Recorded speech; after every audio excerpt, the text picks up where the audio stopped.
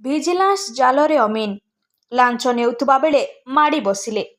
ସୁନ୍ଦରଗଡ଼ ଜିଲ୍ଲା କୁତ୍ରା ତହସିଲ କାର୍ଯ୍ୟାଳୟର ଜନୈକ ଅମିନ ଶିଶିର କୁମାର ନାୟକ ବୁଧବାର ଦିନ 6,000 ଟଙ୍କା ଲାଞ୍ଚ ନେଉଥିବା ବେଳେ ଭିଜିଲାନ୍ସ ହାତରେ ଧରାପଡ଼ିଛନ୍ତି। ଭିଜିଲାନ୍ସ ଦଳ ଏହି ଲାଞ୍ଚ ଟଙ୍କା ତାଙ୍କଠାରୁ ଜବତ କରିବା ସହ ଅଫିସ ଓ ବନ୍ଦବାହାସ୍ଥିତ ବାସଭବନରେ ଚଢ଼ାଉ ଜାରି ରଖିଛନ୍ତି।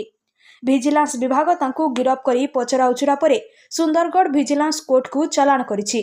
ଭିଜିଲାନ୍ସ ବିଭାଗ ସୂତ୍ରରୁ ମିଳିଥିବା ସୂଚନା ଅନୁଯାୟୀ ଅଭିଯୁକ୍ତ ଅମିନ ଜଣେ ବ୍ୟକ୍ତିଙ୍କ ଜମି ଭାଗ ପାଇଁ ଜମି ପଟ୍ଟାର ସ୍କେଚ ମ୍ୟାପ୍ ତିଆରି ପାଇଁ 6,000 ଟଙ୍କା ଲାଞ୍ଚ ଦାବି କରିଥିଲେ। ଅଭିଯୋଗକାରୀ ଏହି ଟଙ୍କା ନ ଦେବାରୁ ଅମିନ ଜଣକ ତାଙ୍କୁ ହଇରାଣ କରି ଆସୁଥିଲେ। ଫଳରେ ଅଭିଯୋଗକାରୀ ଏ ସମ୍ପର୍କରେ ଭିଜିଲାନ୍ସ ବିଭାଗକୁ ଜଣାଇବା ପରେ ରାଉରକେଲା ଭିଜିଲାନ୍ସ ଥାନାର କେସ୍ ନମ୍ବର 6/2025ରେ ମଙ୍ଗଳବାର ଏକ ମାମଲା ରୁଜୁ ହୋଇଥିଲା। ଯୋଜନା ମୁତାବକ ଏହି ଟଙ୍କା ଅଭିଯୋଗକାରୀଙ୍କଠାରୁ ଏହି ଲାଞ୍ଚ ଟଙ୍କା ଗ୍ରହଣ କରୁଥିବା ବେଳେ ମାଜିଷ୍ଟ୍ରେଟଙ୍କ ଉପସ୍ଥିତିରେ ସେଠାରେ ଛକି ରହିଥିବା ଭିଜିଲାନ୍ସ ଦଳ ତାଙ୍କୁ କାବୁ କରି ତାଙ୍କଠାରୁ ରାସାୟନିକ ପ୍ରଲେପ ଦିଆ ଏହି ଟଙ୍କା ଜବତ କରିଥିଲେ। ଗୃହ ଓ କାର୍ଯ୍ୟାଳୟ ଯାଞ୍ଚ ପରେ ସମସ୍ତ ସତ୍ୟାସତ୍ୟ ପଦାକୁ ଆସିବ।